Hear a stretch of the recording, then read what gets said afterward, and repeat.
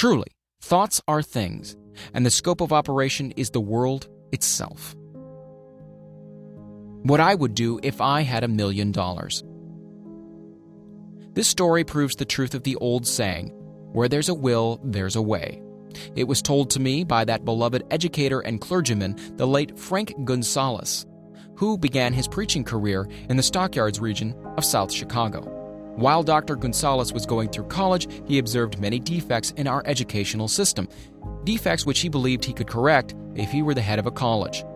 His deepest desire was to become the directing head of an educational institution in which young men and women would be taught to learn by doing. He made up his mind to organize a new college in which he could carry out his ideas without being handicapped by orthodox methods of education. He needed $1 million to put the project across. Where was he to lay his hands on so large a sum of money? That was the question that absorbed most of his ambitious young preacher's thought. But he couldn't seem to make any progress. Every night he took that thought to bed with him. He got up with it in the morning. He took it with him everywhere he went. He turned it over and over in his mind until it became a consuming obsession with him. $1 million is a lot of money.